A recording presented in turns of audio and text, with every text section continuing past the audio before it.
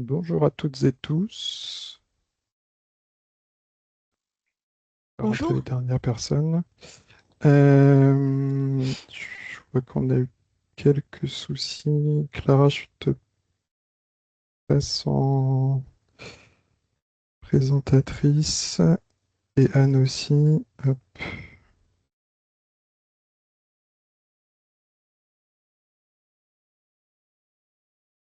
Parfait. Bonjour à tous. Bonjour Bonjour. Anne. Bonjour Anne.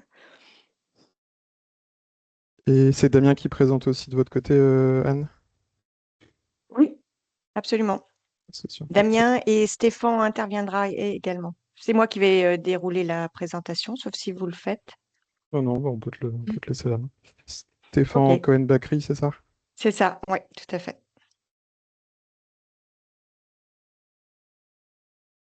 Parfait. Normalement, on a tout. Euh, L'enregistrement est lancé. Donc, bienvenue tout le monde. Merci pour votre participation à ce webinaire. C'est la deuxième session qu'on fait. La première a eu lieu l'année dernière. L'objectif, c'est plutôt que d'avoir quelque chose de très descendant de notre côté, c'est plutôt de faire participer les gens qui font, qui mettent en place la SNOMED, qui l'implémentent dans leurs produits pour créer une dynamique, etc. Et puis que ce soit un peu moins descendant et un peu plus horizontal. Donc aujourd'hui, on a trois présentations. Une présentation de l'Institut Claude Bernard, donc par Clara Jaramillo, sur la gestion des alertes médicamenteuses avec SNOMED dans leurs produits. Une présentation de MSL, c'est de Software Médical, donc avec Anne Maheust, Courti. Damien Courty, pardon, j'ai mangé le nom de famille, et Stéphane Cohen-Bacry sur l'intégration de Snowmed dans Hospital Manager, et une présentation de Kai Cooley qui travaille avec la Snowmed International. Donc cette dernière présentation là, elle sera en anglais. Mais c'est une présentation donc de Bamni, qui est un EHR open source et qui nativement contient de la SNOMED-CT, et il y a eu une collaboration donc, entre SNOMED International et la Bamni Coalition. Et donc juste avant, on voulait vous faire un bref rappel. L'objectif, c'est pas que ça soit trop long, mais juste un petit rappel sur la SNOMED, le NRC, et quelques outils qu'on met en place pour un peu introduire, si jamais il y a des personnes qui sont nouvelles sur ce sujet-là. Elisabeth, est-ce que tu peux me dire si on voit bien mon écran? Oui, oui, c'est bon. Hop, je te laisse gérer le chat, du coup je le vois plus. Ok. Donc, avec Elisabeth, on travaille avec toute l'équipe du Centre de gestion de terminologie de santé qui gère toutes les terminologies santé et médico-sociales au sein de l'ANS. Et donc l'ANS, depuis 2023, donc depuis que la France est membre de la SNOMED, et le National Release Center, qui est le terme consacré par SNOMED pour désigner l'agence qui est représentante de la SNOMED dans son pays. Donc elle participe à la gouvernance de la SNOMED CT et qui représente son pays au sein de cette gouvernance. Donc on a plusieurs rôles qui viennent avec ce titre de NRC. Toute une partie point de contact et support. Donc si vous avez des questions, vous pouvez nous les envoyer. Je laisserai Elisabeth remettre l'adresse mail de support que l'on a. Mais donc on représente la SNOMED en France, et donc si vous avez des sujets de licence, d'usage, chercher un alignement, vous savez qu'il existe mais vous ne le trouvez pas, peu importe, vous pouvez nous contacter. On s'occupe de gérer et distribuer les licences qui sont distribuées gratuitement, et on reviendra là-dessus un peu plus tard. Point de distribution de la terminologie sur le SMT. Donc on la distribue au format RF2 qui est le format natif, au format RDF XML, et la SNOMED est aussi disponible sur le FTS, donc sur le serveur de terminaux Fire du SMT. Une partie formation avec des webinaires comme aujourd'hui, de la traduction, création de contenu, et toute une partie assurance qualité et orientation, contribution de l'écosystème. On participe à différents groupes de travaux techniques ou métiers, et on peut vous orienter aussi vers ces différents groupes si ce sont des sujets qui vous intéressent. Petit rappel de la SNOMED CT en 3 points. elle est constituée de trois éléments principaux qui sont donc les concepts qui permettent de représenter des notions uniques et qui sont représentés par un identifiant numérique unique. Mais c'est pas suffisant, évidemment, parce que votre médecin ne va pas vous dire que vous avez un 222 980 06, ça va pas être très très utile.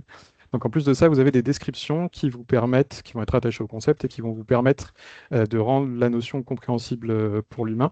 Donc on va pas rentrer dans les détails, mais il y a différents types de descriptions, des termes préférés, des synonymes, etc., qui peuvent être disponibles en plusieurs langues et qui nous permettent de nous, humains, savoir de quoi est-ce qu'on parle exactement. Donc dans ce cas-là, par exemple, de l'infarctus cardiaque. Et en plus de ça, on a des relations qui permettent de lier tous les concepts entre eux, qui est une des grandes forces de la SNOMED, qui permet de faire de l'analyse de données, de partir d'un point et de se balader dans tout le graphe créé par ces relations. Et ces relations, elles permettent de créer des définitions logiques qui permettent cette fois de rendre le concept compréhensible par des machines. Donc on va dire par exemple que l'infarctus cardiaque, c'est un sous-type de cardiopathie ischémique, un sous-type de nécrose myocardique qui se trouve dans le myocarde et qui a une morphologie anormale associée qui est la nécrose. On a eu quelques discussions avec plusieurs fédérations d'industriels ces dernières semaines qui nous ont fait remonter le point que certains industriels avaient des réticences à utiliser la SNOMED-CT par manque de visibilité sur ce qui pouvait se passer si jamais euh, la France décide de quitter la SNOMED par exemple ou autre, ce qui n'est pas du tout un sujet en discussion, mais il y avait des craintes sur ce manque de visibilité-là. Donc on voulait vous rappeler ce qui a été négocié par l'ANS avec la SNOMED internationale. Les deux éléments du dessus, c'est ce qu'on a négocié spécifiquement et c'est ce qui s'est retrouvé ensuite euh, inclus dans la licence globale qui s'applique à tous les pays. C'est la réversibilité. Donc, la version d'avant de la licence disait qu'une fois qu'un pays quittait la SNOMED internationale, tous les systèmes qui utilisaient la SNOMED-CT devaient la retirer de leur système ou se mettre à payer la SNOMED-CT. D'un point de vue du règlement français, c'était pas envisageable de notre côté. Donc on a pris le temps de négocier de la réversibilité, c'est-à-dire que si jamais pour une raison X ou Y, la France devait quitter la SNOMED, on a autorisation de continuer à publier la dernière version de la SNOMED française. Elle peut être maintenue dans les systèmes, on ne pourra pas la mettre à jour ou la modifier, mais on aura possibilité de maintenir cette version et donc d'en créer des alignements pour une transition douce. Ouverture des alignements aussi, puisque la première version de la licence proposait d'avoir d'avoir une licence pour ne serait-ce qu'accéder aux alignements. Euh, et donc on a négocié le fait que ces alignements soient ouverts. Alors vous n'avez pas besoin de licence pour récupérer l'alignement et l'utiliser, faire la transition. Par contre, à partir du moment où vous voulez utiliser les codes SNOMED qui sont dans cet alignement-là, là, il vous faut forcément une licence. Mais on a réussi à alléger cette partie, en tout cas, gestion d'alignement. Et ensuite, les trois points qui sont sur la seconde ligne, là, c'est plus des choses qui sont liées au droit français, des notions de protection de la propriété intellectuelle de l'ANS et toute une partie sur la langue du contrat et le tribunal compétent en cas de souci. Voilà. On a parlé pas mal de licences et donc on va revenir dessus rapidement. Euh, on vous a fait ce petit organigramme pour essayer de simplifier un peu le sujet de la licence autour de la SNOMED-CT qui peut être un peu complexe à suivre. Globalement, si vous souhaitez juste naviguer ou effectuer des recherches dans la SNOMED-CT, vous avez ce qu'on appelle la licence navigateur, donc c'est la petite pop-up qui apparaît sur le navigateur de la SNOMED internationale ou dans le navigateur du SMT. Il vous dit juste que vous n'avez pas le droit de juste vous connecter au navigateur et d'intégrer tout ce que vous voyez dans votre logiciel. Le navigateur, c'est plus pour de l'exploration, de la recherche, etc. Si vous souhaitez utiliser ou implémenter la SNOMED-CT ou un alignement ou un jeu de valeurs, dans ce cas-là, il va falloir une licence d'affiliation. Donc si l'utilisation ou l'implémentation, elle se fait en dehors de la France, dans ce cas-là, c'est la SNOMED internationale qui gère ou un autre pays. Mais dans ce cas-là, il faut passer par la plateforme MLDS. On vous a remis le lien juste à droite et on vous redonnera les slides, ces slides-là et les slides de toutes les présentations par la suite. Et par contre, si vous souhaitez utiliser ou implémenter la SNOMED en France, dans ce cas-là, c'est au niveau du SMT qu'il faut récupérer votre licence. Donc vous avez besoin de la licence d'affiliation pour l'édition internationale qui est en anglais et de la licence d'affiliation et de la licence nationale pour l'édition nationale qui est en français. Et pareil, on vous a remis le lien vers le SMT. Et si vous avez le moindre souci pour récupérer une licence ou remplir le petit formulaire là sur le SMT, pareil, n'hésitez pas à nous contacter par mail. Si vous souhaitez déployer une application mobile qui utilise la SOMED CT, là, ça sort un peu de notre juridiction, on va dire. Et donc, il faut que vous contactiez le support SNOMED. Donc, on vous a remis le mail info@snomed.org et ils sauront vous expliquer la démarche à faire. Et enfin, si vous êtes un industriel enfin, si vous utilisez la SNOMED via un outil qui est fourni par un industriel, il faut vous poser la question. Alors, dans votre cas, je pense que le public qu'on a pour ce webinaire-là, c'est plutôt des industriels. Donc, il faut que vous posiez la question en tant qu'industriel. Est-ce que vous voulez fournir directement une sous-licence? Dans ce cas-là, on a un template sur le SMT qui vous permet de ne pas avoir à vous poser la question de est-ce que nos utilisateurs sont affiliés SNOMED ou non. Vous avez juste à maintenir votre registre de sous-licence. Et si vous ne souhaitez pas maintenir ce registre de sous-licence, alors dans ce cas-là, il faut que les fonctionnalités SNOMED elles soient uniquement accessibles aux personnes qui ont une licence d'affiliation. Et donc il faut que vous vérifiez cette licence d'affiliation. Petit retour sur l'édition internationale et l'édition nationale. L'édition internationale, elle est uniquement en anglais, elle est maintenue par la SNOMED, elle est mise à jour par la SNOMED internationale et elle répond à des besoins internationaux, ajouter une structure anatomique par exemple. Et toutes les demandes de modification, par contre, sont traitées aussi par le NRC. Donc, si vous avez des modifications à faire sur l'édition anglaise, sur du contenu international, il faut passer par nous aussi. L'édition nationale qui, elle, est en français, avec la traduction officielle, donc elle va contenir la traduction, elle va aussi contenir du contenu qui répond à des besoins nationaux spécifiques. Donc il y a peu de cas, mais ce serait l'ajout d'un concept qui est seulement utile en France. Dans la majorité des cas, ce sera surtout la création de concepts se fera surtout à l'échelle internationale plutôt qu'à l'échelle nationale. Et au niveau de cette édition-là, la maintenance, la mise à jour et les demandes de modification se font au niveau du NRC. Sur le SMT, comme je le disais tout à l'heure, on publie les deux éditions. En bleu, vous avez la publication de l'édition internationale, donc elle se fait tous les mois, sur la première semaine de chaque mois. Et pour l'instant, sur la publication de l'édition nationale, on est sur une publication annuelle qui se fait fin juin. Donc, en ce moment, on a quelques soucis avec notre SMT là, sur la publication. Donc, elle aurait dû être publiée en début de semaine. A priori, ça sera plutôt pour la semaine prochaine. Et donc l'édition nationale est publiée le 21 juin normalement et elle est dépendante de la version internationale de mai qui précède. L'objectif à terme, c'est évidemment d'accélérer la publication, le cycle de publication, mais pour l'instant, on reste sur une publication annuelle. Euh, Dernier petit point sur les outils qui sont proposés par la SNOMED. Donc, vous avez maintenant un dashboard SNOMED CT avec un compte unique SNOMED CT. Une fois que vous êtes connecté, vous avez un petit bouton avec les petits carrés et les six petits carrés qui vous donne accès à tous les outils auxquels vous avez le droit d'accéder. Donc, vous n'aurez pas forcément accès aux mêmes outils. Et celui qui nous intéresse aujourd'hui, c'est le RMP. Donc, l'icône sera présente une fois que vous aurez fait la demande d'accès au RMP. Mais on vous a remis le lien dans la slide, donc si vous accédez au lien, il va directement vous rediriger vers la demande, d'accès. Et le RMP, donc c'est le Request Management Portal. Là, c'est un ancien visuel, l'interface a été mise à jour, mais l'objectif de cet outil-là, c'est de vous permettre de nous faire vos demandes de modification, que ce soit de la création, de la modification, de l'inactivation, de traduction, de termes, de concepts. Dès que vous avez une demande liée à l'évolution de la stomaticité de manière générale, vous pouvez passer par le RMP. Et on vous a remis le lien juste en bas à droite. Et je finis avec les deux petits slides qu'on va passer rapidement, mais il nous reste deux formations cette année, en plus de celle-ci. Une formation sur le format de distribution RF2 en octobre et une sur l'inactivation et la maintenance en novembre. On vous conseille, si la seconde session vous intéresse, d'être venu à la session 4 sur le RF2, puisqu'on n'aura pas le temps de revenir sur le RF2 et on aura besoin quand même de certaines notions. Et on vous a remis quelques QR codes de documentation pour vous diriger soit vers des plateformes de la SNOMED en bleu, soit vers la documentation de l'ANS.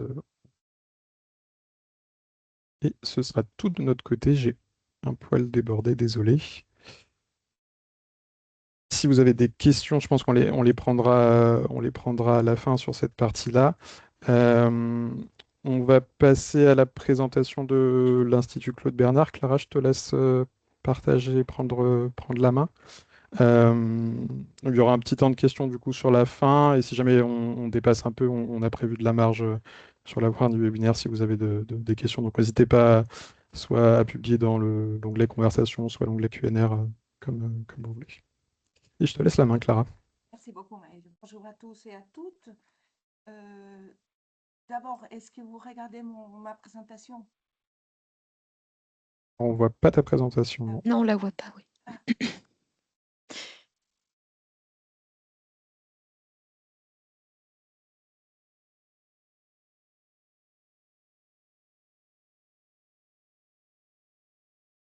Si tu préfères, je peux la récupérer. c'est bon. Ok. Je ne suis pas très familière.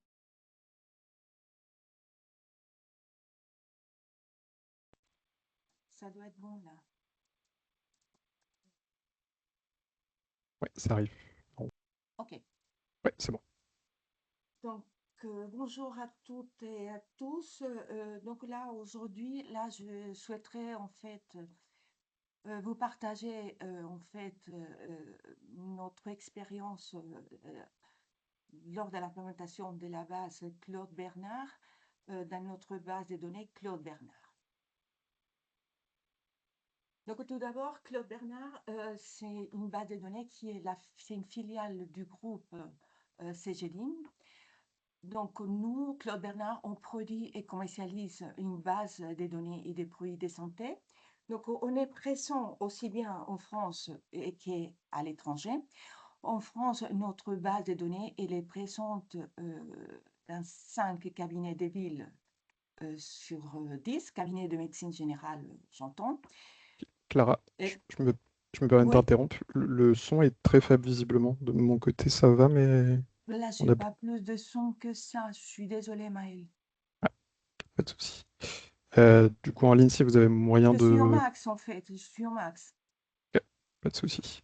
Voilà, je vais me rapprocher. Claude Bernard produit et commercialise également un moteur de facturation et de télétransmission des feuilles de soins. Donc, l'objectif pour Claude Bernard de l'implémentation de l'ESNOMED est principalement de permettre de déclencher des alertes liées aux médicaments en accord avec le profil du patient. Donc, nous avions déjà historiquement une certaine connaissance de l'ESNOMED puisque nous avons le stockage de la version anglaise. Et cette implémentation, elle répond aujourd'hui à une exigence réglementaire de l'un de nos partenaires à l'étranger.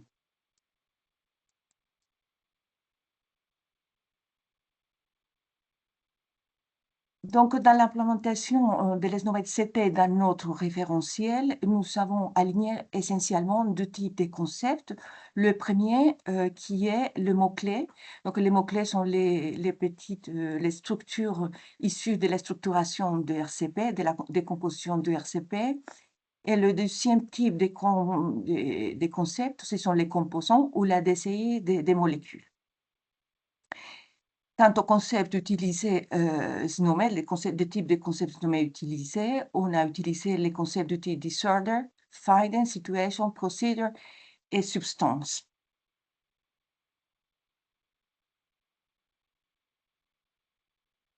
La méthodologie utilisée a été initialement un alignement automatique effectué par IA, suivi d'une curation manuelle. Nous avons effectué une priorisation, nous avons traité en priorité le concept BCB, les mots-clés, qui étaient reliés à des produits vivants et utilisés dans des chapitres d'RCP, notamment contre-indications, précautions d'emploi et indications. Donc, la volumétrie totale était de 21 000 concepts du type mots-clés et presque 9500 composants. Donc, une première phase a été celle de chercher une correspondance exacte entre le concept mot-clé SNOMED et celui SNOMED-CT. C'est la correspondance automatique, suivie d'une correspondance qui a été effectuée manuellement entre nos concepts mots-clés BCV et le concept le plus proche, SNOMED. Dans cette phase également, nous avons attaché également à coder les mots du type complexe, du type prédisposition A, contre-indication A. Puis une troisième et dernière phase, qui est la phase actuelle dans laquelle on débute les tests de l'ESNOME.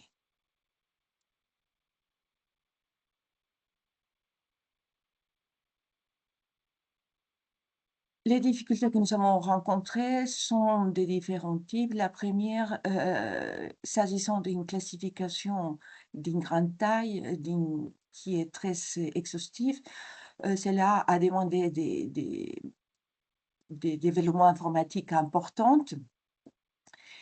Nous avons également trouvé quelques mots que malgré la granularité et précision de l'ESNOME qui ne peuvent pas être codés. Et également, nous avons trouvé quelques cas où nous avons constaté une certaine disparité entre la synonymie proposée par les SNOMED-CT et celle de la littérature et de notre référentiel. Et enfin, plus qu'une difficulté, c'est plus une interrogation sur la pertinence de la post-coordination dans les systèmes numériques en santé, notamment en France. Voilà tout ce que j'avais à vous présenter aujourd'hui. J'espère avoir répondu à vos attentes et j'attends vos questions. Merci. Merci beaucoup, Clara. Alors, je vois pas de questions pour l'instant dans le chat. Excuse-moi, moi j'avais une question, Clara. Oui. En fait, ça représente quelle volumétrie de concept? Alors, en concept, c'est pour tout ce qui est composant, 9500 et concept du type mot-clé, c'est 21 000 actifs. D'accord. Et est-ce que ça conduit à des réajustements, par exemple, ou de vos propres référentiels? Ou, pour être plus clair, est-ce que le fait de travailler à ces alignements avec les concepts de la SNOMED-CT ont conduit à reprendre certains des concepts que vous aviez dans vos propres terminologies? Non, pas vraiment, pas vraiment. Ce qui a été nécessaire, c'était de faire des modifications informatiques importantes. Mais c'est plutôt, en fait, on essaye d'obtenir un alignement, même s'il n'est pas parfait, mais on n'a pas fait des modifications d'un point de vue sémantique de nos concepts mots-clés ou composants. D'accord. Et pour ce qui est de la maintenance, est-ce que c'est vous qui devez l'assurer ou est-ce que c'est votre client qui après reprend en interne et suit finalement les modifications et reporte parce que comme on sait qu'il y a des modifications dans la SNOMED CT, est-ce que ça s'est reporté au niveau de la gestion tout simplement, hein, du suivi de la mise à jour? Et j'avais aussi, et je m'arrêterai là pour les questions, en fait, comme il s'agit d'un client belge, est-ce que vous utilisez l'édition belge, en fait, pour ces travaux-là? Aujourd'hui, on utilise uniquement, parce qu'au début de les tests, aujourd'hui, on est uniquement en isomètre française. On est aujourd'hui uniquement en isomètre française. D'accord, d'accord. Bah, merci beaucoup, Clara. Merci beaucoup à vous. Merci Clara. On a une question dans le chat de Lydie Duhamel qui te demande le temps de travail, le nombre de personnes nécessaires avant la phase de test et les moyens alloués. Ah, vaste question. C'est difficile de répondre à cette question puisque là, il y a une partie c'est une partie informatique de laquelle je ne pourrais pas me prononcer, mais du point de vue scientifique, qui est les services auxquels je suis rattachée, donc c'était un travail solitaire. En fait, c'est un travail que j'ai mené en solitaire pendant environ 1 an et demi. Avec le soutien quand même du coup de la... Parce que tu parlais de, de- de la Belgique, avec le soutien du coup du NRC belge, ou vraiment c'était vraiment juste en interne? Uniquement en interne, jusqu'à là.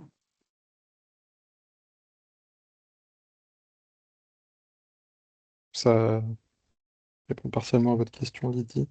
Euh, Parfait. S'il n'y a pas d'autres questions... Ah, comment gérer l'obsolescence des codes Snowmed CT avec l'évolution des versions?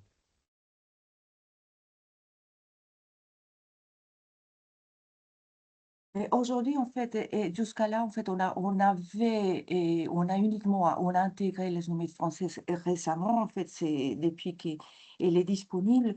Donc, les versions des mises à jour sont intégrées par les services informatiques et on a un outil qui permet de faire les mises à jour annuelles. D'un point de vue... alors ça répond pas à la question de comment c'est traité par l'entreprise, mais d'un point de vue fichier, dans le RF2, à chaque fois qu'un concept est inactivé, vous avez le lien vers euh, le nouveau concept. Donc ça vous permet de faire la transition. Alors parfois il peut y avoir, peut ne pas y avoir d'équivalent dans un concept qui serait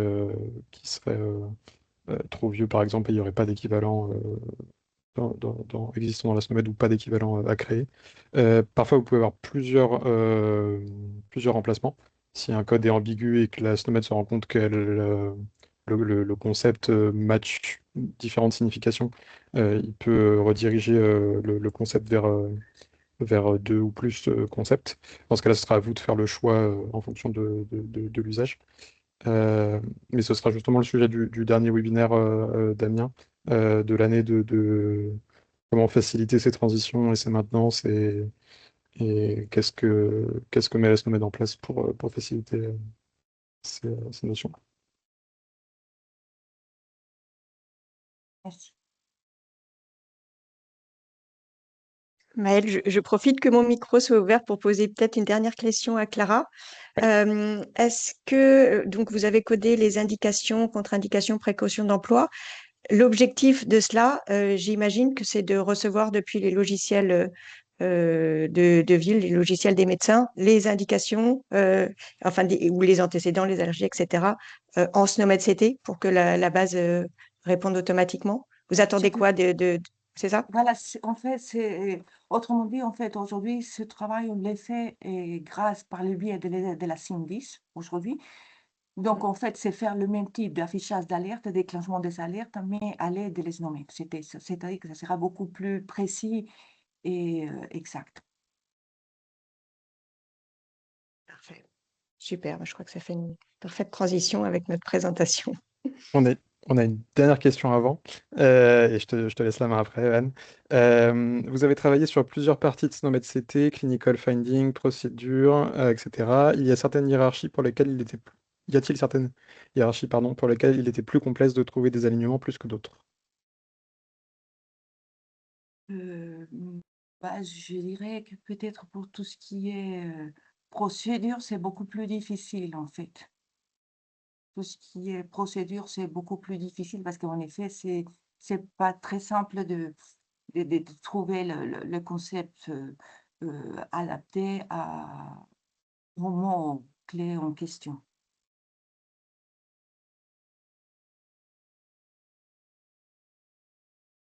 Merci Clara.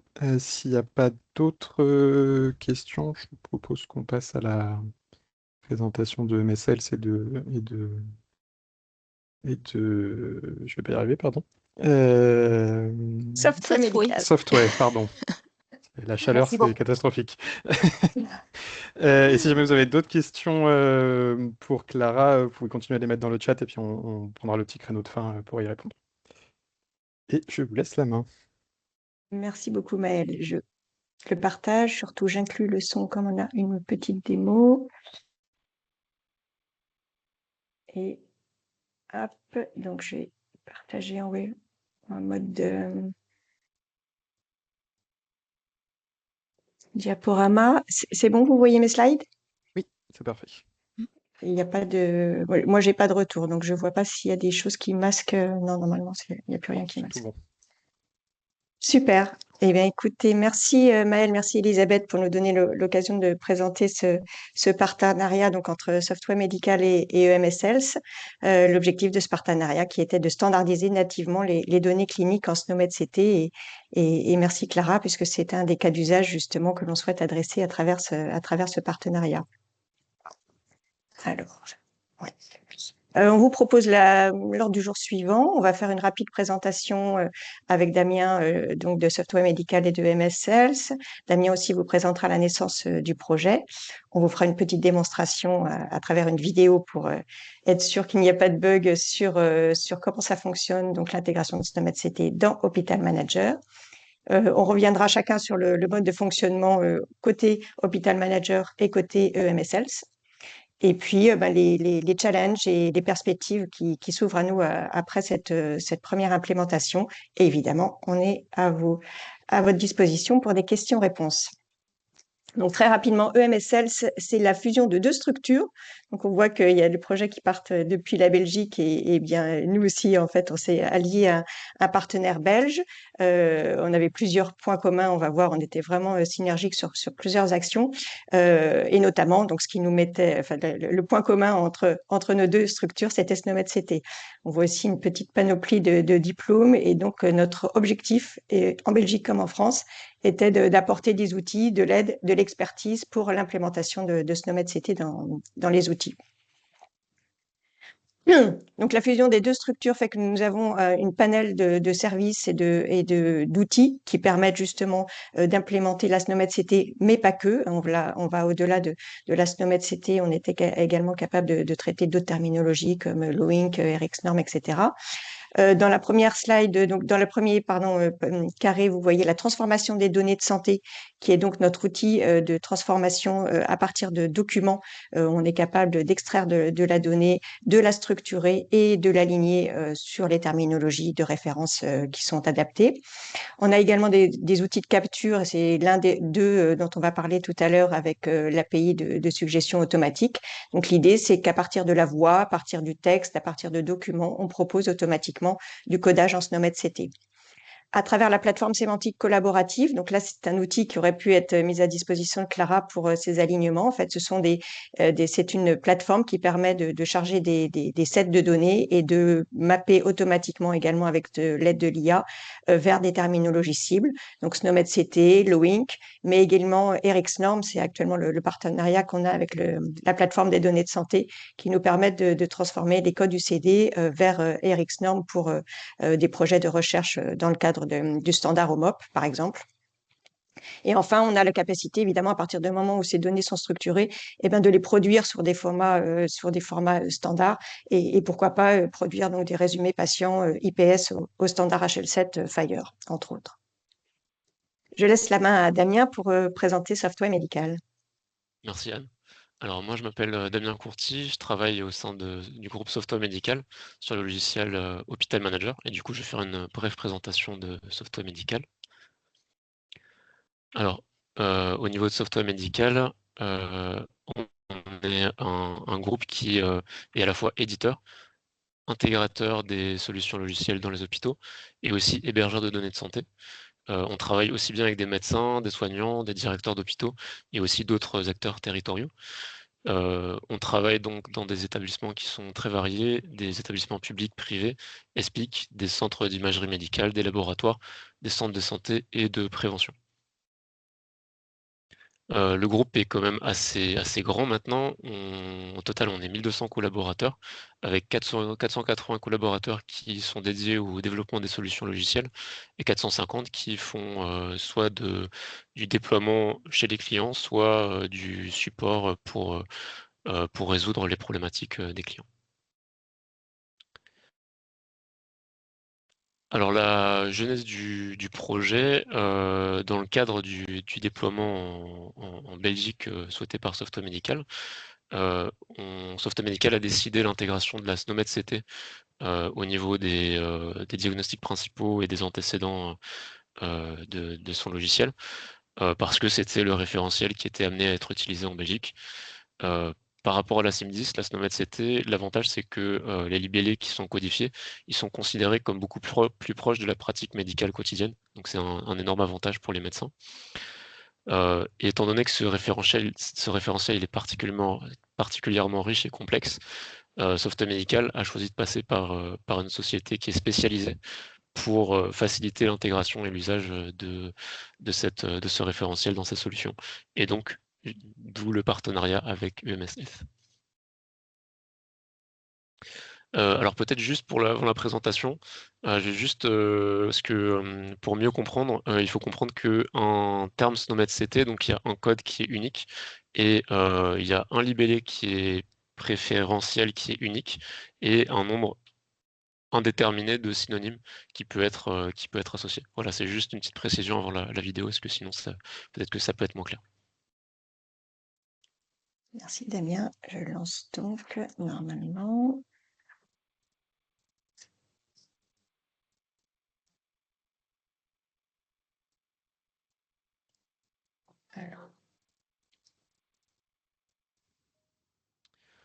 Alors, je vais vous présenter comment ça fonctionne en pratique sur le logiciel Hospital Manager. Donc, par exemple, là, on a notre patient qui vient d'arriver, on va lui mettre un anévrisme de la aorte abdominale. Donc, anévrisme, aorte abdominale. Donc là, on voit qu'on récupère bien notre antécédent, le libellé du code SNOMED qu'on voulait récupérer. On aurait pu faire aussi anévrisme abdominal. Mais on peut faire aussi utiliser un acronyme en utilisant AAA. Et dans ce cas-là, on récupère aussi le libellé qu'on cherchait. Donc, on veut renseigner cet antécédent, donc on va le sauvegarder. Et là, du coup, je vais vous montrer donc sur Hospital Manager. Donc le nouvel antécédent a été créé, je suis en base de données, là je vérifie que le nouvel antécédent a bien été créé. Je vais vous montrer une petite capture d'écran.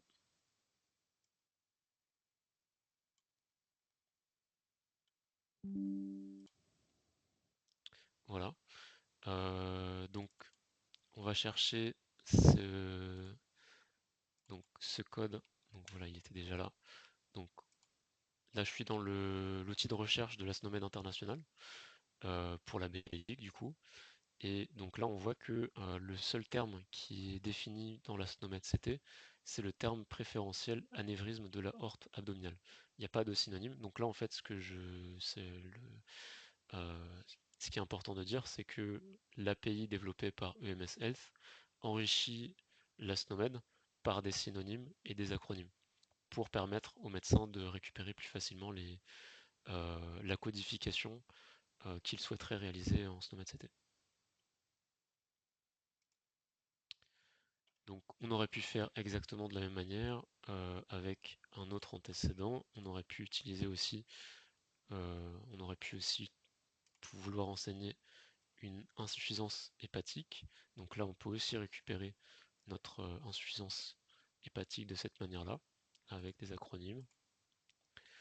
Et quelque chose aussi qui est très important avec la SNOMED CT, c'est que on peut aussi renseigner les procédures, ce qui n'est pas possible aujourd'hui avec la SIM10. Donc par exemple, si on veut renseigner pour un patient qui aurait eu une ablation de la vésicule biliaire,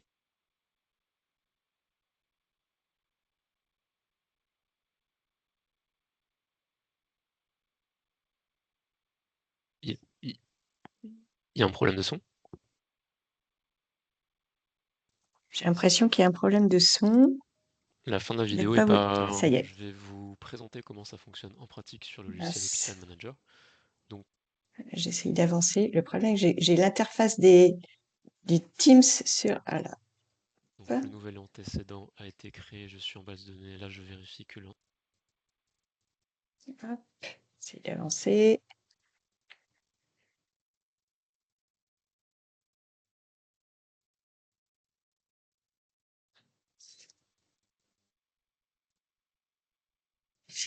J'ai une petite interface qui m'empêche d'accéder sur le... Attendez. Hop.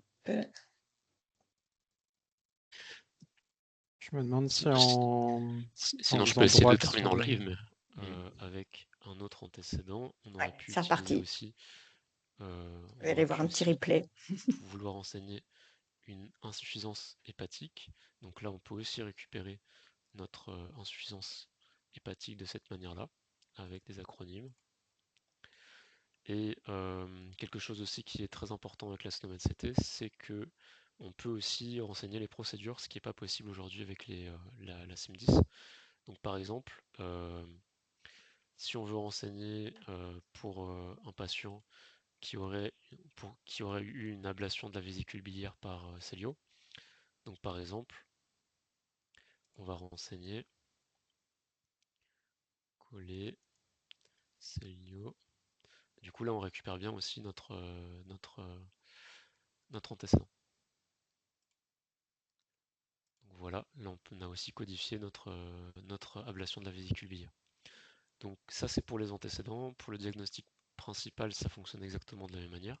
Donc là, imaginons que le patient, le diagnostic principal du séjour, c'est une fracture de vertébrale de fatigue lombaire.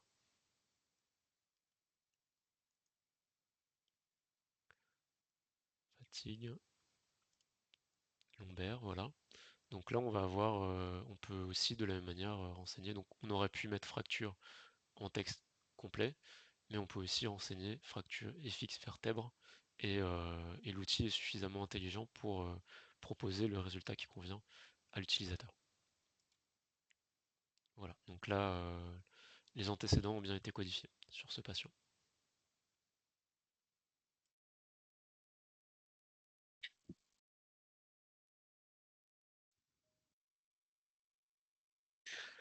Ok, alors du coup, après cette petite démo pour expliquer, donc on a deux usages qui sont prioritaires dans le logiciel Hospital Manager. On a pour la SNOMED-CT, on a le diagnostic principal du séjour et les antécédents du patient. Au niveau d'Hospital Manager, on va stocker l'identifiant de la SNOMED-CT qui a été sélectionné par l'utilisateur, du libellé qui a été sélectionné par l'utilisateur. Et lorsqu'on va appeler les API EMS Health, elles vont nous permettre de restituer le libellé à l'affichage. Ce qui est intéressant en fait pour le contexte belge, c'est que les libellés ils peuvent être restitués dans la langue de l'utilisateur, parce que bien sûr la Belgique, il n'y a pas qu'une langue, il y a le flamand et du coup le français. Donc c'est important qu'il y ait cette possibilité-là pour la Belgique. Un peu plus en détail, alors là j'ai fait deux petits schémas pour essayer de montrer de manière plus pratique ce qui se passe lorsqu'on fait une recherche et lorsqu'on affiche les antécédents. Donc à gauche c'est la partie recherche et sélection du terme qui intéresse l'utilisateur. Et à droite c'est la partie stockage, du coup affichage des données qui ont été stockées. Alors pour expliquer un petit peu, donc à gauche c'est l'utilisateur qui va faire qui va commencer à taper quelques caractères dans les antécédents ou le diagnostic principal. Hospital Manager va envoyer le texte qui a été renseigné par l'utilisateur vers EMS Health, donc avec le référentiel utilisé antécédent ou diagnostic principal, il y a des légères différences. Et aussi la langue de l'utilisateur, donc français, anglais, néerlandais, aujourd'hui c'est les langues qui sont gérées. Les résultats sont renvoyés par l'API UMS Health dans la langue qui est demandée, avec le contexte demandé. Ces résultats, on va les afficher à l'utilisateur côté Hospital Manager. L'utilisateur va sélectionner le libellé qui va être stocké dans la base de données avec le code. Donc au niveau de l'affichage sur la partie droite de l'écran, au niveau de l'affichage, l'utilisateur il va afficher les antécédents, le diagnostic principal. Donc nous, côté Hôpital Manager, on va envoyer le code SNOMED-CT ou les codes qui auront été stockés avec encore la langue et le référentiel utilisé. Et EMSL va nous renvoyer le libellé qui correspond dans la langue demandée qu'on va afficher à l'utilisateur. Et je laisse Stéphane expliquer la partie EMSL sur ce sujet. Merci Damien. Je prends le relais brièvement, c'est un peu pour expliquer effectivement les mécanismes qu'il y a sous cette solution qu'on a intégrée dans Hôpital Manager. Alors nous, le cœur du système, ça s'appelle la codiflist, comme vous le voyez là à l'écran. Cette codiflist, c'est une ressource sémantique. Dans cette codiflist, on a listé des concepts SNOMED-CT, notamment des catégories sémantiques, disorders et procédures. À chaque concept SNOMED-CT, on a voulu associer un maximum de descriptions. Parmi les descriptions qu'on avait, on a les descriptions officielles de SNOMED-CT, issues des éditions nationales, en langue française et en langue néerlandaise. Donc, par exemple, pour la langue française, vous avez les éditions françaises, canadiennes, suisses et belges. Mais ensuite, on a ajouté des descriptions que l'on a récupérées des millions de comptes rendus médicaux qu'on a traités. Parce que vous l'avez vu tout à l'heure, AAA, le triple A, c'est en fait un acronyme qui est très fréquemment utilisé sur le plan médical pour dire anévrisme de l'aorte abdominale. Et ça, c'est vrai qu'on ne le retrouve pas dans les descriptions SNOMED-CT. On l'a importé, on l'a affilié, on l'a associé au concept SNOMED-CT. Aujourd'hui, en fait, on a une codiflist qui fait à peu près 1 demi-million de descriptions. Donc, on a vraiment un enrichissement sémantique qui est notable. Et donc, chacune de ces descriptions, on l'a transformée en vecteur, on l'a vectorisée. On a indexé ces vecteurs dans une base de données vectorielle qui, de fait, est très riche.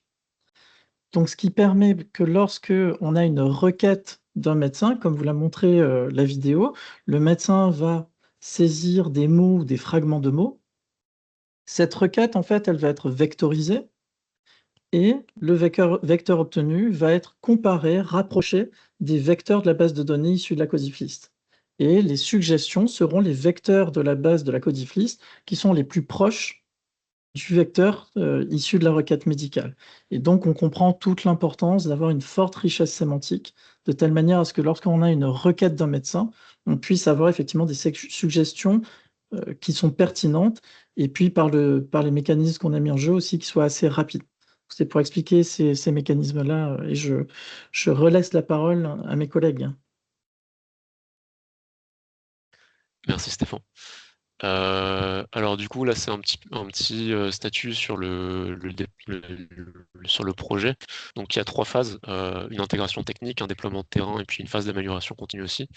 L'intégration technique, comme on a pu vous le montrer, elle est déjà réalisée. Donc c'était la phase d'intégration des API UMS Health par Software Medical. Et aussi on a quand même une phase d'optimisation ensemble qui était importante, qui était pas négligeable. Et qui nous a permis d'avoir des meilleurs résultats qui soient déployés. Ensuite, au niveau ce qui nous reste, c'est le déploiement terrain. Aujourd'hui, il faudrait qu'on ait une validation en situation réelle. Aujourd'hui, c'est pas encore utilisé sur site. Et aussi, ce qu'on aimerait bien, c'est aussi avoir un accompagnement d'un premier site pilote en France sur ce sujet-là. Ça nous permettrait d'avancer sur le sujet. Et surtout, ça nous permettrait sur la phase d'amélioration continue de pouvoir intégrer ces retours terrain pour améliorer, que ce soit l'API UMS Health ou côté Hôpital Manager, peut-être qu'il y a des choses aussi à améliorer. Et du coup, plus côté EMS Health, ce serait l'intégration d'un serveur Fire de gestion terminologique, ce qui permettrait d'avoir une maintenance facilitée, une meilleure gestion des versions. Voilà, et je laisse la main à Anne pour la dernière diapositive. Merci beaucoup, Damien. Et juste pour conclure, oui, on a quand même beaucoup parlé de la Belgique depuis le début du webinaire. Donc là, j'ai juste remis une slide qui nous a été partagée par le fédéral et qui montre donc la roadmap en cours de discussion, hein, mais qui semble assez validée côté Belgique sur l'implémentation justement de SNOMED-CT en vue du règlement EHDS. Donc j'ai fait une petite flèche pour dire que avec le travail qu'on a fait avec Software, on peut se projeter déjà en Q3 2027 puisqu'on propose une intégration de ce qu'on appelle en Belgique la liste des problèmes, donc tout ce qui est antécédents et diagnostics. Et on voit sur cette roadmap, progressivement, en fait, l'idée, c'est d'aligner tous les termes cliniques sur SNOMED-CT pour être fin prêt en 2029 pour la mise en place du règlement européen. Donc, c'était juste un petit partage pour dire que il y a cette roadmap en Belgique. J'imagine qu'il va y avoir des roadmaps équivalentes dans les 26 autres pays européens et peut-être en France d'ailleurs quelque chose d'équivalent aussi. Merci beaucoup, Damien, Stéphane, et à vous tous pour votre écoute. Et évidemment, on est à disposition pour les questions. Ouais, j'ai vu qu'il y a une première question sur le codage SIM10 avec l'alignement à faire par rapport au SIM10. Alors, on a eu ces discussions avec Anne, donc c'est quelque chose qui est possible aujourd'hui. Il y a un alignement qui est fait côté entre la SIM10 et la SNOMED. Du coup, alors je sais pas si c'est ça la question, mais en tout cas, si c'est bien ça la question, c'est possible en tout cas. Je complète du coup sur cet alignement-là, c'est un alignement qui est maintenu par le NRC américain, donc qui va de la SNOMED vers la SIM10 euh, générique, enfin internationale. Donc, ça demande d'avoir des données codées en SNOMED et de vouloir aller vers la SIM10. Ça ne prendra pas en compte les particularités, les spécificités de la SIM10 ATIH. Et notamment, tu parlais de l'Europe, Anne. On nous a demandé, nous, à l'échelle de la gouvernance, s'il y avait d'autres besoins autour de SIM10 SNOMED et notamment de mettre à jour cet alignement-là, parce que je crois il est aligné avec la version de la SIM10 2016 et pas 2019. Et nous, on a fait remonter le besoin d'avoir un alignement dans l'autre sens, d'être capable, quand on a des données en SIM, de passer à la SNOMED, ce qui sera forcément nécessaire euh, vu les choix de terminologie dans le EDS. Pour l'instant, on a l'Autriche et la Belgique qui ont cette demande-là. On n'a pas eu plus de retours, mais on espère que la SNOMED s'emparera du sujet. Ils avaient déjà identifié un alignement qui avait été fait par Odyssey, mais les versions des terminaux dans Odyssey sont loin d'être à jour, donc je pense que l'alignement est peu maintenu. Mais en tout cas, on a Et là, remonté le par besoin contre, côté SNOMED. D'accord. Mais là, toujours avec la version internationale pour le coup. SNOMED-CT sur la SIM internationale. Ouais, ça de toute façon pourra mapper la SIM10 ATIH avec la SNOMED, ça pourra se faire qu'à l'échelle française. La Nationale. SNOMED Bah, prendra pas le. oui, Bien sûr. après, ce qu'il faut voir, c'est vraiment les niveaux sur lesquels excusez-moi, c'est la chaleur. L'alignement est fait parce que quelquefois, en fait, l'ATIH, ça peut être des niveaux entre guillemets feuilles. Donc, si l'alignement à un niveau supérieur qui peut être fourni via celui qui existe déjà est suffisant, enfin, ça demandera de l'analyse. Voilà. Je Oui, pense que complètement. ouais, Oui, c'est nos sujets au quotidien, hein. Stéphane pourrait en parler puisqu'on fait ce genre d'alignement pour des sociétés, mais également pour des structures comme le Health Data Hub. Et typiquement, évidemment, la granularité, à chaque fois, ce qui est très important, c'est de prendre en compte le contexte et Oui. on peut imaginer qu'on aura différents types de mapping en fonction des contextes. Donc, c'est vraiment quelque chose c'est notre cœur de métier et ça passe pour le coup par la mise en place de règles d'harmonisation. Je ne sais pas, Stéphane, si tu veux en dire quelques mots. Oui, c'est parce qu'effectivement, quand on fait ces alignements, alors c'est vrai qu'il y a un existant dont Maël a très bien parlé, mais après, c'est vrai que si on fait des alignements ou qu'on les met à jour, c'est toujours la même problématique. À partir d'une donnée source, vous mettez deux codeurs différents, vous risquez d'avoir deux codes différents sortis. Oui. Et ça, on le connaît tous dans tous les mappings qu'on fait. Donc, en fait, nous, c'est vrai qu'on est une équipe de 5 terminologues et on est aidé par l'IA comme à peu près tout le monde. Donc, on peut presque dire qu'on est 6 codeurs. Et en fait, on est obligé, si vous voulez, de mettre en place des règles d'alignement Ah oui, oui, qui, en oui, fait, ça c'est. ouais. Donc, et c'est vrai que finalement, quand la source et la cible sont les mêmes, les règles d'alignement, finalement, elles finissent par être réutilisées. Mais souvent, elles sont ajustées si on change soit la source ou la cible. Mais c'est ce que j'appelle, moi, à côté de la standardisation, l'harmonisation de l'alignement, qui est vraiment quelque chose d'essentiel. Sinon, à la fin, on a juste transposé le langage, mais en réalité, on n'a pas standardisé.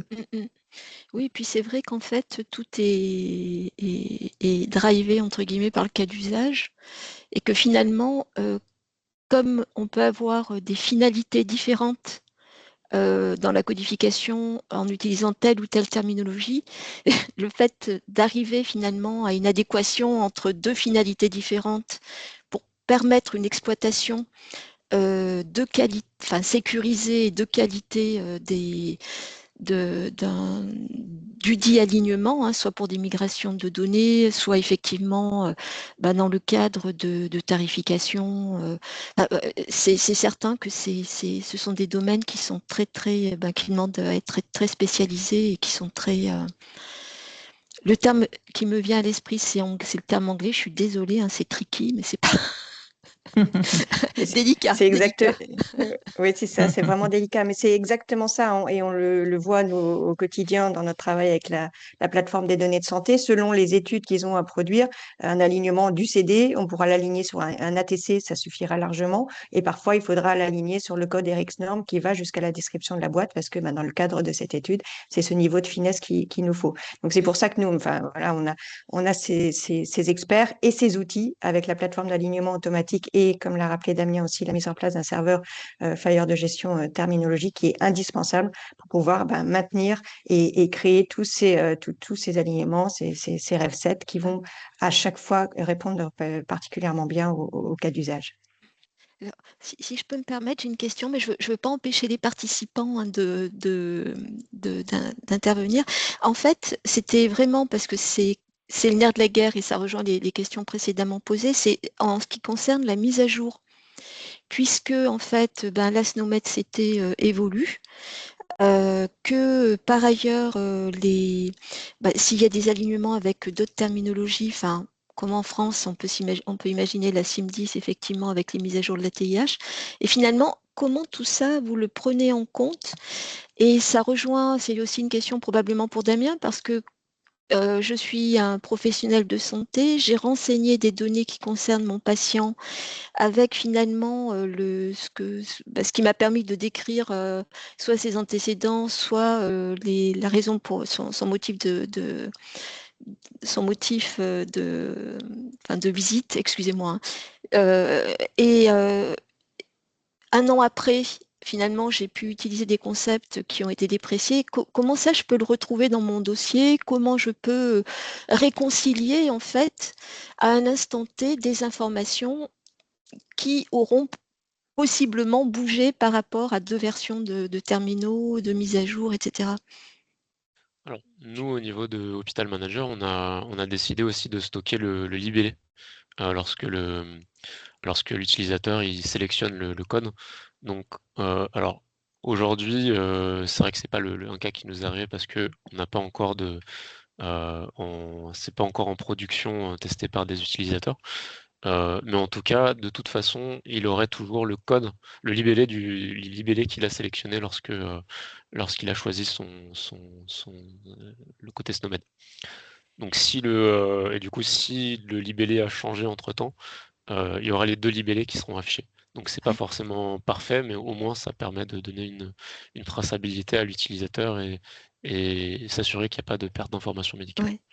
Alors moi, ma question, elle est En fait, aujourd'hui, c'est vrai que c'est pas forcément le cas, mais en tant que professionnel, je voudrais retrouver tous les dossiers patients, tous les patients qui ont tel type de traitement, qui ont telle pathologie, et je vais m'appuyer en fait sur le réseau sémantique de SNOMED.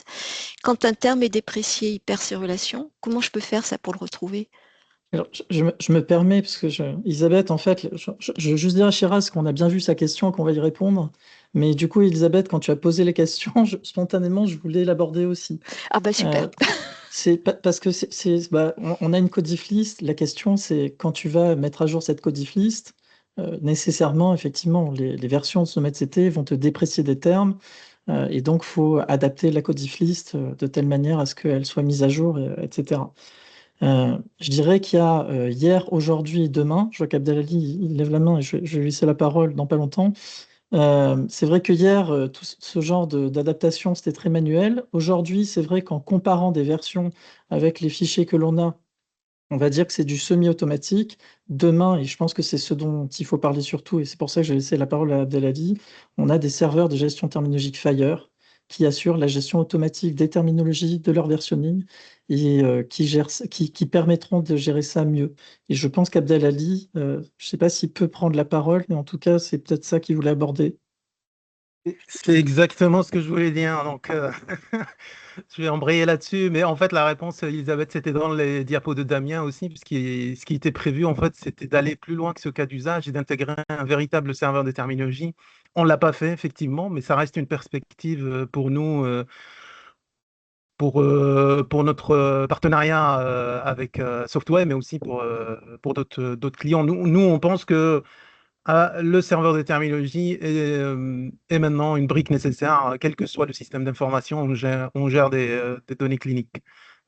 Et donc, ça répondra probablement, je pense, à ta question, dans le sens où si on arrive à gérer les versions de façon automatique, si on arrive à gérer l'obsolescence de façon automatique, à générer des jeux de valeur de ces serveurs de terminologie et de garantir le fait que les codes concepts qui sont dans ces jeux de valeur sont maintenus de façon automatique, quelles que soient les modifications qu'on fait sur les terminologies sources, et ben, je pense qu'on répondra à la question que tu as posée, Elisabeth. D'accord. Mais en fait, ça sous-entend qu'il y aura une gestion, en fait, une permanence, entre guillemets, je suis désolée pour le vocabulaire s'il n'est pas adapté, mais de toutes les versions. On parle Tout à d'empilement fait. de versions, oui, absolument. Ouais. D'accord. Merci beaucoup. Merci à vous. Il y Merci, avait une question Abdelali. du coup de Shiraz. De Shiraz, ouais. Je me permets d'y répondre. Donc, je la lis, hein, en dehors de la SnometCT, quelles autres sources ont été utilisées pour l'enrichissement sémantique par synonyme? Donc, c'est ça, en fait, enfin, en dehors de la solution qui est intégrée dans Hospital Manager, une des compétences historiques, hein, de notre société, c'est de récupérer des comptes rendus médicaux, d'appliquer ce qu'on appelle le NER et le NEL, c'est-à-dire que par le NER, on va reconnaître des entités dans le texte, même s'il n'est pas structuré, et ensuite par les phénomènes de clusterisation de vecteurs et de recherche de similarité, comme on l'a expliqué tout à l'heure, le NEL va l'associer à des concepts SnometCT. Et donc, on a manipulé des millions de comptes rendus, et en manipulant ces millions de comptes rendus, progressivement, on a enrichi la base de données jusqu'à un demi-million de descriptions. Et donc, c'est comme ça qu'on a IHC, c'est vrai que médicalement, c'est souvent de cette manière qu'on dit insuffisance hépatocellulaire, parce qu'il y a souvent des abréviations en médecine. Ça fait partie des choses, des acronymes ou d'autres termes parfois. Par exemple, fibrillation auriculaire, il y a FA, donc FA paroxystique. Quand finalement vous regardez les comptes rendus, vous avez des termes qui apparaissent de façon très récurrente. Et du moment que ça devient récurrent et que qu'on peut le vectoriser, sans avoir trop de faux positifs, là, on l'intègre finalement dans la base de données, on l'enrichit et on voit bien que ça permet d'aller plus vite. Parce que vous le savez comme moi, un médecin, il veut gagner du temps. Donc, si vous lui permettez de trouver le concept SnometCT de fibrillation auriculaire en tapant FA, vous en faites le plus heureux des médecins. Enfin, du moins, je l'espère. Donc voilà, j'espère que ça répond à la question de Shiraz. C'est un bon slogan de produit, ça. On fera le plus heureux des médecins. Oui, écoute, on va le reprendre. Tu es bien placé pour le dire. C'est ça, c'est des expériences personnelles. Merci beaucoup à tous les trois, à tous les quatre avec Abdelali. Je vous propose qu'on passe à la dernière présentation et puis si jamais vous avez d'autres questions sur ce sujet-là, on y passera à la fin. Kai, if you want to share your screen. Bonjour, good morning. Yeah, let me start. How long do I have, Mail? So I don't think we're running slightly later than expected. Yeah, Do you want me to a bit do late. 10 minutes or a bit longer? No, 15 will be all right. Okay, perfect. Wait. I don't want to talk too fast. Great, thank you.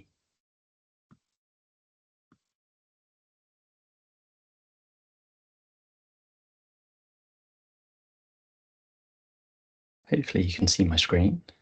Yep, perfect. My name's Kai Cooley. I'm from Snowman International. I'm a technical support specialist and part of the implementation support team. I have a small project to present, although it was a fairly ambitious project. We set ourselves the goal of trying to create a best practice SNOMED implementation using a very short time frame and a tight budget, kind of leaning on existing tools we had and trying to learn from the experience of applying all the techniques that we teach at Snowman International. So the project was with the Barmni organization. They have a small open source EHR, and it was run in 2023. And the project brief was, there was a kind of view that SNOMED CT was, very bit large and difficult to implement, and the board of Snowman International were concerned that it might be difficult to adopt in low resource settings. So, less developed countries essentially. So I was set the challenge as the SNOMED technical lead to try and implement SNOMED in an open source EHR, using a terminology server as well, and trying to lean on a lot of the best practices that we talk about throughout our education and implementation guidance. We had a tight time frame of about 12 weeks. So it really was a challenge, but I think we learned a lot, and we implemented a lot of, high value features. So I'll quickly talk through them. I'll touch a little bit on the technical architecture, because I think there's a couple of things to learn from this project. So the Barmni is, we chose them for this project. They have a deployment of OpenMRS, the open source EHR, but they also have sort of in the package that they offer a deployment for labs and billing. So it's kind of like a whole hospital system, not just one component.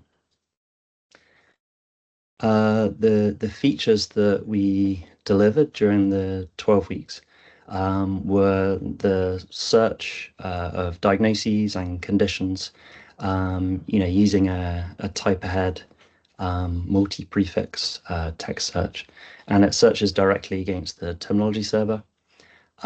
We also integrated a procedure order function, some clinical decision support features as well around medication orders, and some interoperability and analytics features. So I'll go through them quite briefly. The first challenge that we had was the OpenMRS already has a concept dictionary, which is kind of used as the terminology server. And the other challenge was the patient records were tightly bound to the concept dictionary, and any clinical coding had to have a UUID, so a very long identifier. They couldn't use SNOMED identifiers directly, and they did have some maps to SNOMED, but really they had an interface terminology. And one of the kind of concerns when we see this kind of architecture, although it's quite common, often the concept dictionary can be edited locally in the hospital by IT staff, and that's where we tend to see semantic drift, and interoperability starts to break down. So yeah. So this is what we started with, and I'll show what we ended up with at the end, the kind of architecture we had at the end. It was a tight time frame, so we didn't want to be too disruptive. So the search and save for diagnostics and the diagnoses and conditions follows kind of the best practice search, where you can use multiple prefixes of words in any order, and it's kind of an autocomplete search. So you type a few characters and you get some search results, and you type a few more, you refine the search. It searches across all the active concepts, the relevant concepts. So it will be clinical findings and disorders in SNOMED CT. The results are sorted, and the preferred terms are presented. We used a kind of loosely coupled architecture here because we know we had the concept dictionary, which we couldn't really change in the time, and we didn't really want to. It was a core part of the system, but we wanted to leverage the terminology server as much as possible. And we knew that the terminology server was very fast. The typical response times are like 10 to 15 milliseconds, and we know that clinicians don't like to wait around. But it also has great ranking of the search results, and the hierarchy constraints as well. So we can constrain just on, clinical findings or depending on the field that we're searching. We actually developed a new terminology server, a new open source terminology server for this project, because terminology servers are usually, very large pieces of software. They take some maintenance, and usually you need a whole separate server to run them. But we wanted to push ourselves in this project and see if we could produce a very small terminology server with a small memory footprint that could still, do SNOMED queries and support user interface search and clinical decision support and other things. So yeah, that's one of the things we achieved in this project. So the advantages of this approach of searching against the terminology server, as well as having good search ranking and the speed, is also around the upgrades of SNOMED CT. Throughout this project, we wanted to create a solution that wasn't just easy to create the first time, but it should be quite painless to upgrade to a new version of SNOMED CT. We were using the international edition.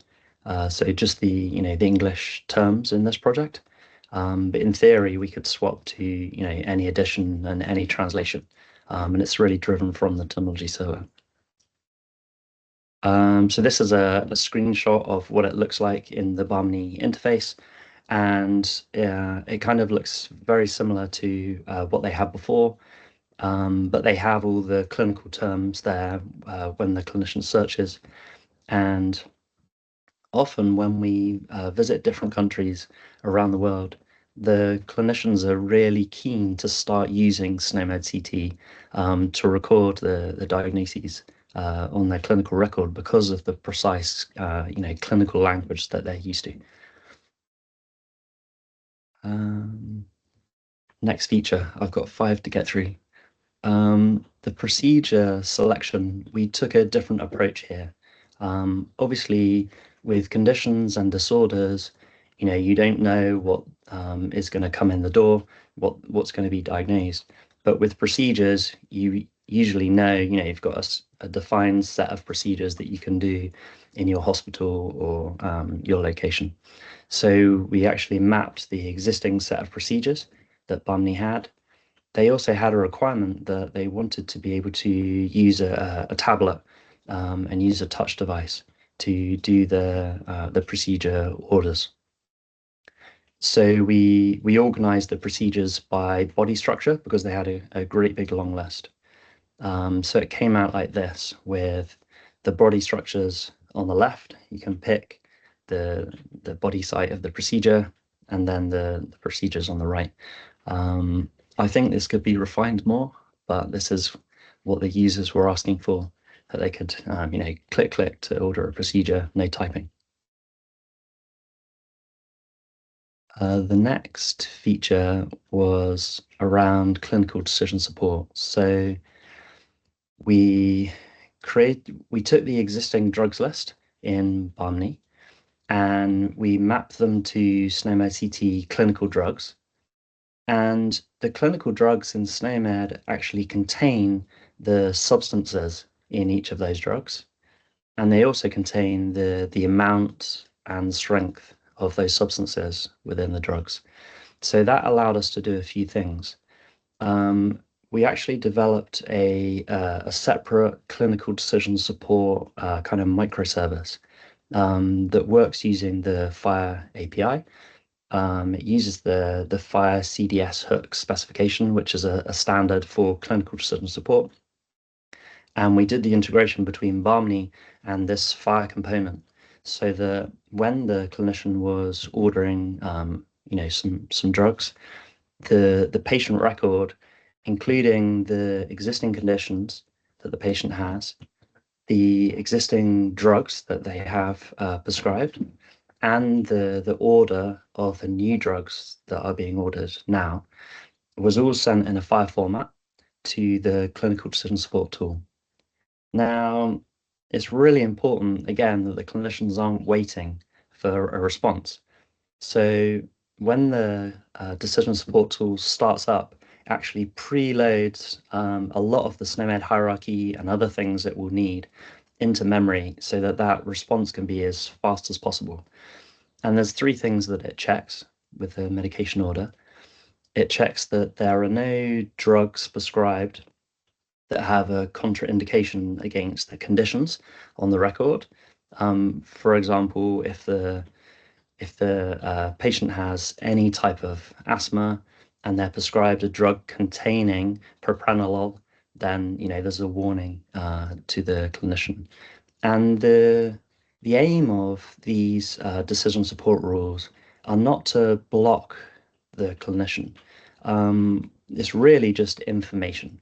We were told in these settings that clinicians sometimes only has like 3 minutes to see the patient, and it's likely that they know all of these contraindications already, and they're actively checking and reading the record.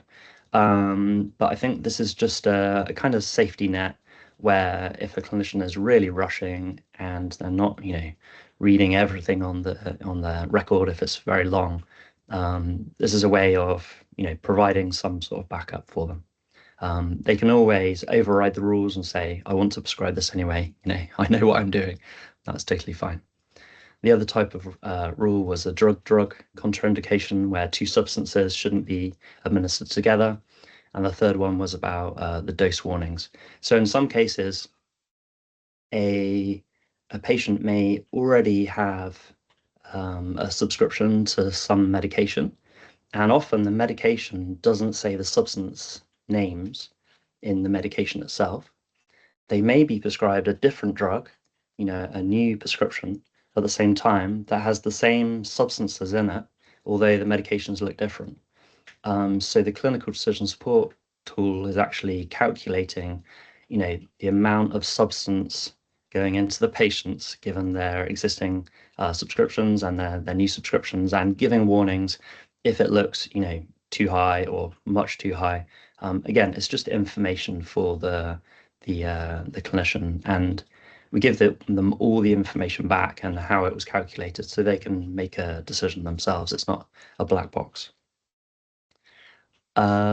This is what it looks like. This is an example of where a clinician has, created a medication order, and this yellow box has come back as a kind of warning or information that the dosage looks very high, and it relies on the ATC daily dose information that's published. So that one worked quite well. It's nice and fast. I'm getting towards the end. So some interoperability features we added. There was a requirement to, do all the reporting. I think they were doing like a 2-week or monthly report of what are all the conditions of the patients we've seen, and the report had to go out in ICD-10 format. So we lent on the terminology server and the SNOMED CT to ICD-10 map, and we implemented that. In the international map, there are a few rows where you need to know the gender of the patient and the age of the patient, as well as the SNOMED CT condition that they have, in order to write ICD-10 code, and that was included as well. We also enhanced the FHIR representation of the patient records, and that was kind of a prerequisite to the analytics features that we implemented. This is an example of the ICD-10 report with the ICD codes on the right-hand side. We also implemented some data analytics features. So again, we were trying to lean as much as we could on tools that we already had. We already have an open source data analytics demonstrator that's really focused on SNOMED CT and showing, the capabilities of what it can do. So we implemented a bulk export of anonymized patient data across a specific time frame in the FHIR format, and we imported that into the data analytics tool. And then, we were able to do things like population management, monitoring incidence rate of diseases over time, identifying particularly vulnerable patient groups to some disorder, usually, or some infection. And also, there was a specific use case that the Barmny project identified, something they were struggling with. And that was, they wanted to measure the effectiveness of treatments in a specific population in a specific region. And the reason was that the World Health Organization recommends giving supplements of folic acid and iron to women who are pregnant, to prevent premature delivery. And the Barmny group were dealing with a specific region where the women didn't want to take any medication at all. They didn't believe in it. But the premature delivery was actually, unfortunately, it was quite high. So they planned to use this tool to actually measure the correlation of, those women taking the supplements against those who aren't, and what's the correlation against the iron deficiency anemia and the premature delivery.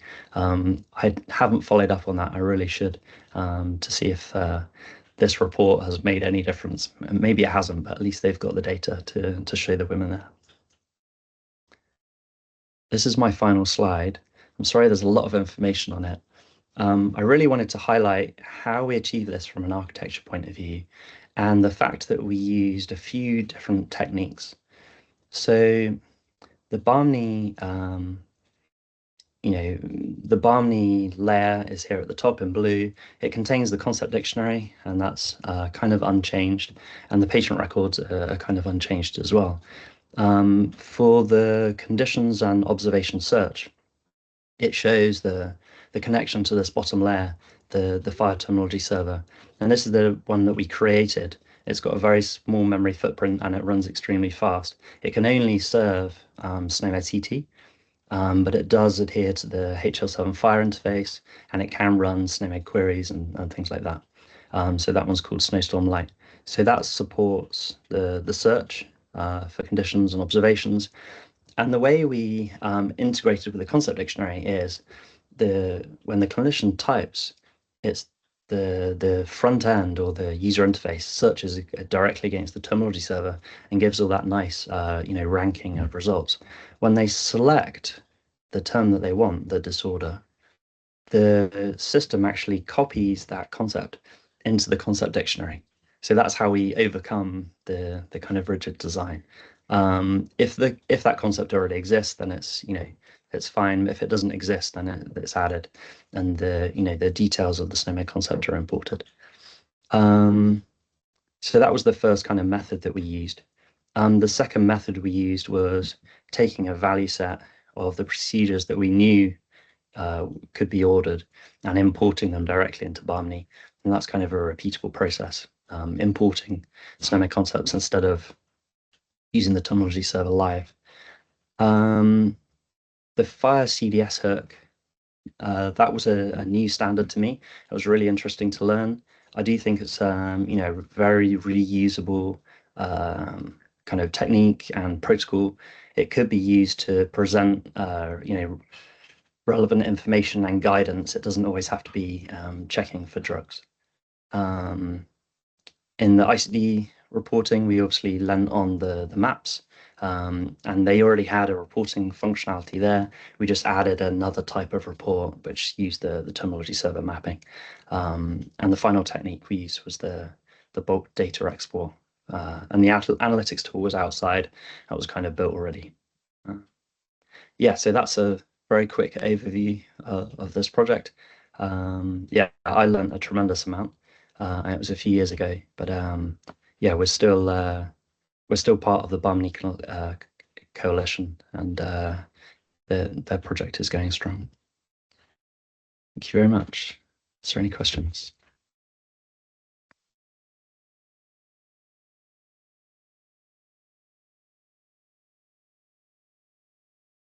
On t'entend pas, Maël. I can't hear you, Maël. Ouais. Can you hear me? Oui, là c'est bon. Great. Thank you for the presentation, Kai. It was quite impressive. A lot of features. Guessing a lot of times working on it as well. Est-ce que vous avez des questions en anglais ou en français dans le chat?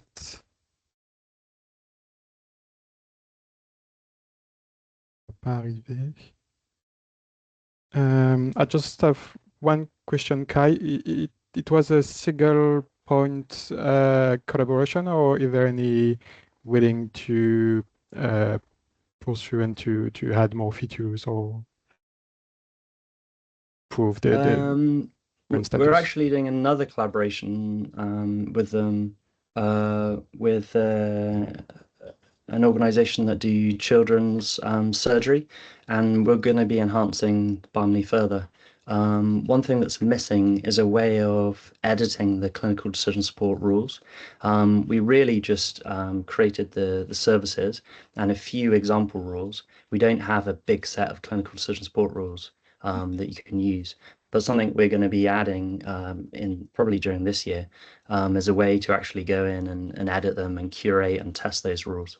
Yeah, and a few other features. So yeah, I'm pleased that we're revisiting the project. Right. Abdelali, t'as une question? Je crois que tu peux encore relever ton micro. Yes, oui, désolé. J'ai une dernière question.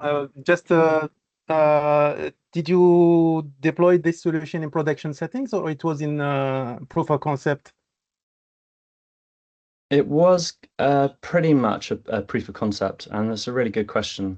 I know it's been deployed in 1 or 2 sites, but I don't know how far it's got. The uptake has been quite slow, definitely. But as I say, we're entering a new sort of collaboration with a new partner, and they're really keen on particularly the clinical decision support rules. So hopefully we'll make some progress. I think most of the Bamni installations are existing installations, and I think it would be quite difficult to migrate to this new architecture. It's most suitable for new sites. So yeah, we'll see. Right. Thank you, Kai. Thank you. Pas d'autres questions arrivées. Si vous avez des questions plus tard, n'hésitez pas à nous les envoyer par mail. On mettra en lien avec les présentateurs si besoin. Présentatrices et présentateurs, pardon. Je vous remets juste un petit lien de... Maël, moi j'ai peut-être une question. Oui, parce que vas-y. du coup, au niveau des échéances, est-ce qu'il y a des échéances de déploiement qui sont prévues pour la France, de la même manière que ce que Anne avait montré pour la Belgique? Est-ce qu'il y a des choses qui sont prévues pour la France? Ouais. Alors oui, en effet, il y aura forcément du changement quand on voit la propension de Snowmed CT utilisée dans EDS et ce qu'on a nous de notre côté actuellement. Donc là, on est en train de travailler sur une stratégie de transition. on communiquera et on la challengera avec l'écosystème dès qu'elle sera prête. On a déjà commencé un peu à dessiner les lignes de cette stratégie-là pendant Santexpo. On sait qu'il y aura du changement. Ce qu'il va falloir décider, c'est quand on est en dehors des clous de l'EDS, ça va être de décider est-ce qu'on fait de l'alignement et on maintient ce qu'on a localement, ou est-ce que on fait de la transition et dans ce cas-là, comment est-ce qu'on accompagne l'écosystème, etc. Il y a aussi encore des sujets qui sont pas encore secs côté EDS sur la responsabilité des différents pays. Typiquement, si on prend les observations où les terminaux préférés on va retrouver Loinc, Nomad, NPU. Côté France, on fait de la Loinc, donc a priori on est bon. Mais c'est pas encore clair dans les articles si on a un patient avec des codes NPU qui est responsable de l'alignement, qui est responsable des traductions, etc. Donc le scope n'est pas encore tout à fait sec de notre côté, mais ça devrait venir du côté de tous les pays d'ailleurs. Ça devrait s'éclaircir dans les mois qui viennent et on vous communiquera la strat française et on la challengera avec vous dès qu'on aura quelque chose de sec aussi de notre côté. Ça marche, merci. Je vois que tu as répondu aux questions, Elisabeth. On vous met juste un petit lien de questionnaire de satisfaction avec quelques questions, savoir si vous avez si vous voyez des points améliorés, si vous avez des idées pour d'autres webinaires. Clara a parlé de post-coordination au tout début. On l'a déjà dans la liste de webinaires pour l'année prochaine. Vous donner un peu de visibilité sur ce qui est possible de faire, quelles sont les contraintes aussi qui vont avec. Voilà. Merci.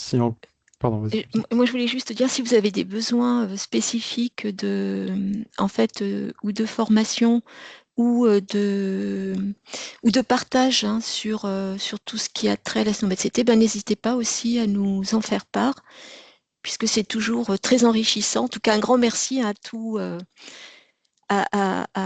toutes nos présentatrices et nos présentateurs aujourd'hui pour animer ce webinaire Retex qui était très intéressant.